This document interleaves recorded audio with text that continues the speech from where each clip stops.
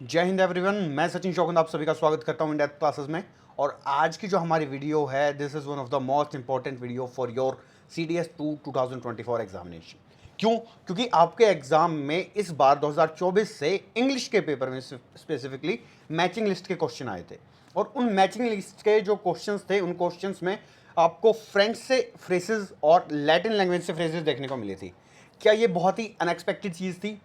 उन स्टूडेंट्स के लिए थी जो सिर्फ CDS एग्जाम के PYQ के बेसिस पे एग्जाम देने गए हुए थे, अपना सिलेबस देख के नहीं गए थे। क्यों? क्योंकि इंग्लिश लैंग्वेज में अलग अलग लैंग्वेजेस से वर्ड्स अडॉप्ट किए जाते हैं। और आपके एग्जाम में जितने भी क्वेश्चन आए थे, उनमें से कोई भी वर्ड ऐसा नहीं था जो इंग्लिश फ्रेजेस में लगातार तौर पे यूज़ नहीं किया जाता है। ऐसे बहुत सारे वर्ड हैं जो आप यूज़ करते हो, जो फॉरेन लैंग्वेज से लिए गए हैं और आपको पता तक नहीं है कि वो वर्ड्स आपने फॉरेन लैंग्वेज से लिए हैं।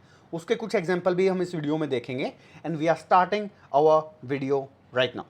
सबसे पहले ये कौन से एग्जाम के लिए रिलेवेंट रहेगी? ऑफ कोर्स जो सीरियस एग्जामिनेशन क्यों? क्योंकि सीरियस में अभी हमें हमें ऐसे क्वेश्चन देखने को मिले हैं। इसके अलावा जब सीरियस के एग्जाम में हमें ये चीज़ देखने को मिल सकती है, तो इंग्लिश लैंग्वेज तो इंग्लिश है ना दोस्त, वो तो सब एग्जाम के सिलेबस में है। तो ऐसे मैचिंग रिलेटेड क्वेश्चंस आपको और एग्जाम्स के अंदर भी देखने को मिल सकते हैं जो UPSC कंडक्ट करता है या SSC कंडक्ट करता है। So you have to make sure कि अगर आप कोई भी इनमें से एग्जाम देने वाले हो तो आप इस वीडियो को जरूर देखें। The next question arise that how we will do it. हम इसको करेंगे कैसे? इसको करने का एक तरीका ये होगा कि I will give you few examples. उन एग्जाम्पल्स की हेल्प से मैं आपको समझाऊंगा कि आपको इन फ्रेंच फ्रेजेस को, लैटिन वर्ड्स को याद कैसे करना है। आपको याद करने का तरीका मैं दे दूंगा, साथ में आपको वह वर्ड की लिस्ट दे दूंगा। ये दोनों चीज़ें आपको मैं इस वीडियो में प्रोवाइड कर दूंगा। इसकी जो PDF है वो मैं आपको free of cost Telegram channel पे प्रोवाइड कर दूंगा। आपको अलग अलग तरीके हैं। एक तरीका है कि हम इमेज के बेसिस पे चीज़ों को याद करेंगे। एक तरीका है कि हम किसी कहानी के या किसी मीम बेसिस पे वर्ड्स को या फ्रेज को याद करेंगे। एक तरीका है कि हम उस वर्ड की रूट को समझ के कि what is the root word behind that phrase, उसको समझ के हम याद करेंगे। तो ये तीनों तरीके मैं आपको इस वीडियो में सिखाऊंगा, साथ में आपको मैं लिस्ट प्रोवाइड करवाऊंगा। सो हमारा जो सबसे पहला वर्ड है that is a la carte. A la carte means with a separate price for each item on the menu list. कहने का क्या मतलब है? इट इज़ जस्ट कि अगर आप जब किसी रेस्टोरेंट में जाते हो तो आपको दो तरह की चीज़ें वहाँ पे मिलती हैं। एक होता है आपका एलाकार्ते, एक आपका होता है बफे सिस्टम।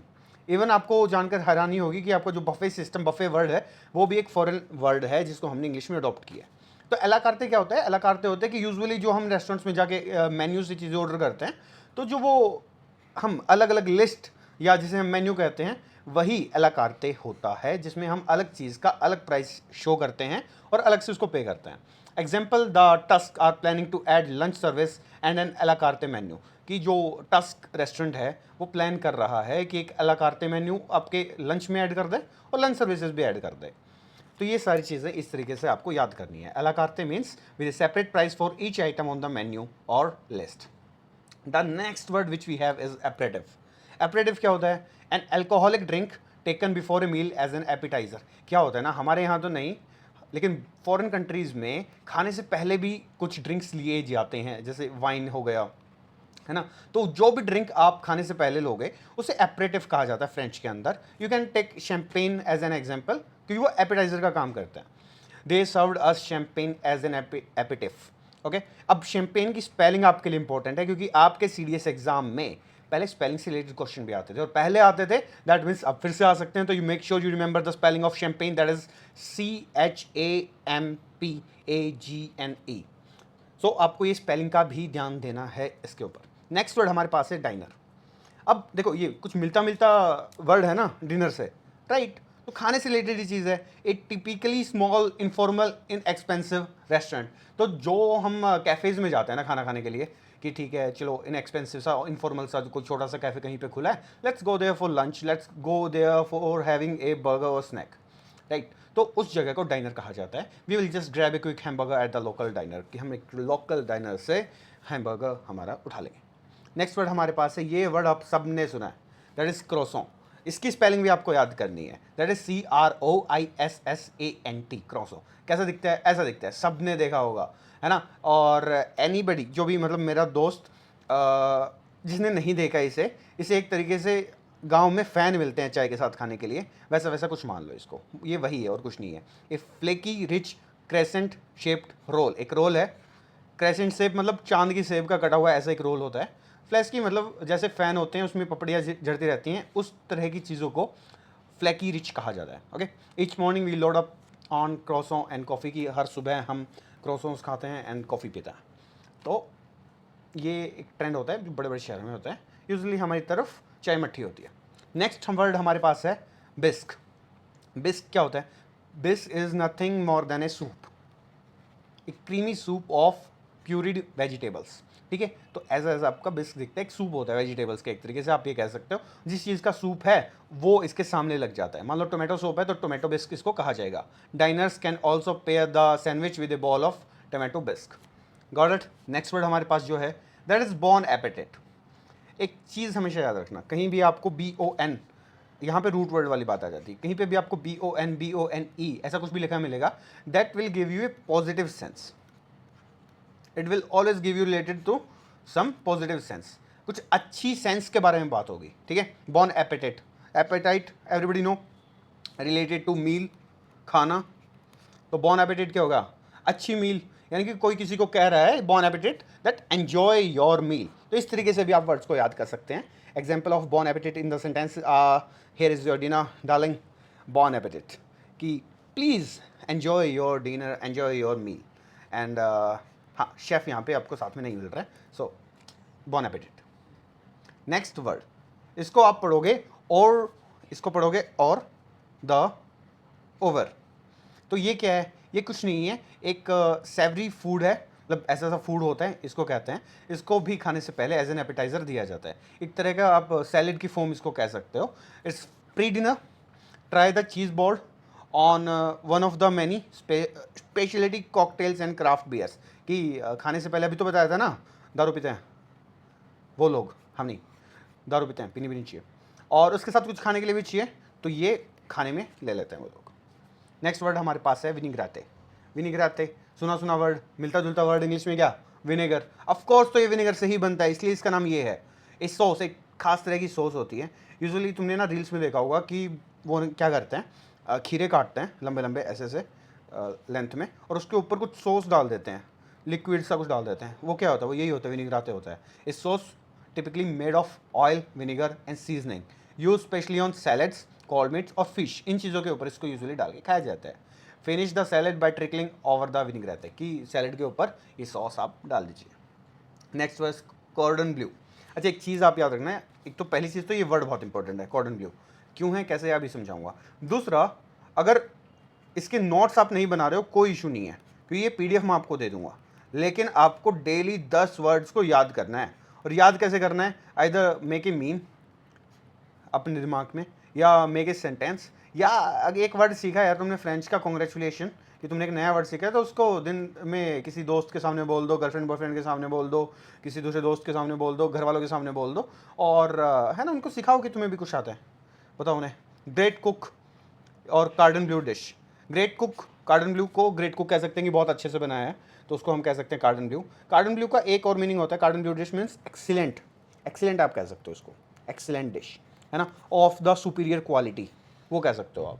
तो in its restaurant which offer Swiss centric meals made with local ingredients including Swiss salmon and cordon bleu. ठीक है, कि खाना जो था वो बहुत एक्सीलेंट बनाया हुआ था, जो स्विस सैल्मन, सैल्मन यहाँ पे एक फ़िश की टाइप है। Next is क्रूटों। क्रूटो क्या होता है यार? कुछ नहीं होता, जिस नाम है इनका। सूप पीते हैं ना हम, जब भी हम सूप पीते हैं तो सूप में हम ब्रेड के चंक्स डलवाते हैं ऊपर से, जो थोड़े थोड़े रस्क जैसे लगते हैं, या रस्क ही होते हैं, हम रस्क ही बोलते हैं ना उन्हें। तो रस्क के छोटे छोटे टुकड़े होते हैं, उसी को फ्रेंच में क्रूटो कहा जाता है। दीज आर टोस्टेड या fried pieces of bread usually served with a salad और ए सूप, तो that is called your crouton. ऐसे ब्रेड के जो ये पीसेज होते हैं रस्क के, इनको क्रूटो कहता है। Store the bake crouton in air tight container, otherwise वो खराब हो जाएंगे, so make sure you do that. Okay, घर में जितने भी हो, जब भी सूप पियो कह देना mom please put crouton in this, तो फिर मम्मी आपको एक थप्पड़ रखेगी। Meet our mentors. This is me Sachin Shogan, this is S Naveen sir. He has already cleared 7+ exams and mentoring more than 1000 students for defense exams and other UPSC related exams. So अगर आपको कोई भी हेल्प चाहिए, there is no need कि आप हमारा course ही लो, आप मेरे को इस नंबर पे कॉन्टैक्ट करो and we will help you for that. अगर आपको नीड होगी कोर्स की only then you buy it, otherwise free में भी आपको बहुत सारी चीज़ें हम प्रोवाइड करेंगे इस यूट्यूब चैनल पे. So make sure you subscribe to this, plus you join the Telegram channel as well. साथ में अगर आपको कोई भी किसी भी तरीके की कोई दिक्कत आती है तो आप मेरे को इस नंबर पे कांटेक्ट कर सकते हो. We have a offline classroom in all Rajendra Nagar Delhi and online आप हमारी एप्लीकेशन भी डाउनलोड कर सकते हैं in depth classes. Next word हमारे पास है that is maitre d' hotel. इसका क्या मतलब है? It is a dining room attendant. जो मतलब आपका रूम अटेंडेंट होता है ना होटल के अंदर, वेटर के जैसा है ना, या जो वेटर्स का जो हेड होता है, हेड वेटर होता है, उसको बोलते हैं Maitreya d' hotel. At about 11:15, the Maitre the hotel whispered that about 30 photographs were massed outside the hotel. कि होटल के बाहर 30 फोटोग्राफ जो होती है वो मैस हो गई थी. ठीक है, चलो ऐसा ऐसा होता है 5 स्टार होटल्स में, देख लो अपना मैत्रे द होटल. चलो अब ये हो गया फोटोज़ की हेल्प से इसको देखने का सीखने का तरीका. तो ऐसे और कौन से वर्ड है जो हमें याद रखने हैं? ये हैं आपके खाने पीने से रिलेटेड जितने भी वर्ड, सारों की लिस्ट यहाँ पे मैंने एक साथ बना दिया आपके. एला मोड मतलब कोई भी चीज़ आइसक्रीम के साथ अगर आप खाते हो तो यू कॉल इट एला मोड. और सोफल एक डिश होती है, फ्लफी सी डिश होती है ना. And other things gateway that is cake, cake को बोलते हैं. तो इस चीज़ को आप लोग याद कर लेंगे. नेक्स्ट इज़ आर्केड, है ना. ये गेम्स हमने सब ने खेले हैं, आर्केड गेम्स होते हैं. बचपन में हमने बहुत खेला है. हमने WWE खेला है 1 vs 1, है ना, और कॉन्ट्रा खेला है. तो दीज आर आर्केड गेम्स. या आर्केड, सिर्फ आर्केड किसको बोलते हैं? आर्केड से एक ऐसे प्लेस को बोला जाता था यूजुअली जहाँ पे वीडियो गेम्स खेले जाते हैं जाके. ये एक ऐसा एरिया जो एक मॉल के अंदर बना हुआ है सिर्फ बच्चों के गेम खेलने के लिए. तो ऐसे एरिया को आर्केड कहा जाता है. Amusement arcades are another source of child exploitation. की क्या होता है अम्यूजमेंट पार्क्स में जो आर्केड्स होते हैं, मतलब जो ऐसे गेम्स खेलने, वीडियो गेम्स खेलने वाले जो प्लेसेस होते हैं, वो यूजुअली छोटे बच्चों को लूट लेते हैं गेम खिलाने के नाम पे. तो एक तरह का एक्सप्लॉयटेशन ही ये उन लोगों के लिए है. The next word is impasse. Impasse क्या होता है? Impasse is a situation with no solution. एक ऐसी सिचुएशन पे पहुंच गए हो आप जिसका कोई सोल्यूशन ही नहीं निकल रहा है. So you are at such situation. तो finding a way out of the impasse की एक ऐसी किसी सिचुएशन से रास्ता फाइंड करना बहुत सारे आपके हफ्ते का समय ले सकता है. Next word is cul-de-sac. What is this? This is this road. ये रोड देख रहे हो? अब ये रोड यहाँ से आ रहा है आ रहा है आ रहा है आ रहा है, बट यहाँ पे आके ये रोड खत्म हो गया. This road has some end, this street has some end. तो ऐसी स्ट्रीट्स जो डेड एंड हो उनको फ्रेंच में बोला जाता है कुल-दे-सैक. I live in A quite कुल-दे-सैक. मतलब मैं यहाँ कहीं रहता हूँ इस जहाँ पे ये आपकी गली ख़त्म होती है, उसको बोला जाता है cul-de-sac. Next word is pret-a-porter. That means ऐसे क्लोथ्स जो आपके रेडीमेड होते हैं, उनको बाद में टेलर से आपने नहीं बनवाया, तो ऐसे कपड़ों को आपका प्रेत-ए-पोर्टर कहा जाता है. The fashion show featured an impressive collection of pret-a-porter designs making high end fashion more accessible to the general public. तो ऐसे फैशन शो के अंदर ऐसे कपड़े ज़्यादा दिखाए गए. ये मॉडल आप देख सकते हो, और मॉडल को छोड़ो, आप कपड़े देखो सिर्फ, है ना. कपड़ों की बात है, कपड़ों का क्वेश्चन है. इस मॉडल के कपड़ों से आप याद कर सकते हो व्हाट इज प्रेत-ए-पोर्टर, कि इसको देख के मैं पोएट जैसा हो गया तो it is a pret-a-porter. Next word is eau de toilette. मतलब परफ्यूम को बोला जाता है यूजुअली. ठीक है, कि आपका जो गिफ्ट था वो इंक्लूड कर रहा था eau de toilette. That means perfume, body lotion, shower gel and all with the same delightful aroma. Aroma is for your खुशबू, है ना. खुशबू के लिए हम ये वर्ड यूज़ करते हैं. The next word is deja vu. अब ये मूवी तो सबने देखी होगी, Fukrey. So everybody knows about what. Look at the example. Choocha has a deja chu. अब व्हाट इज दिस डेजा चू एंड डेजा वू? सर ये क्या है? इट इज़ नथिंग, जस्ट इसको मूवी के अंदर पूर्वाभास हो जाता है. पूर्वाभास मतलब इसको पहले पता लग जाता है थोड़ी देर पहले कि फ्यूचर में क्या होने वाला है, ऐसा दिख जाता है, इसको ऐसा फील हो जाता है. तो इस फीलिंग को डेजा वू कहा जाता है. And then why I write here deja chu, because इसका नाम इस मूवी में चूचा होता है. ड्यू टू दैट रीज़न ये उसको डेजा चू कह देता है अपनी लोकल लैंग्वेज में. तो आपको ये याद रहे, इस रीज़न से हमने ऐसा एग्जाम्पल लिया है, क्योंकि आपके एग्जाम में भी इस बार आपको देखने को मिला था. A feeling that you have experience something before is called deja vu. More words French से रिलेटेड ही आपको यहाँ पे आपकी स्क्रीन के ऊपर इस मूवमेंट पे देख रहे हैं. तो यू मेक श्योर कि आप इनको याद करें. These are important. अब जो ये वाली लिस्ट है, सेकंड पेज पे जो ये लिस्ट आई है, दिस इज मोर इम्पॉर्टेंट.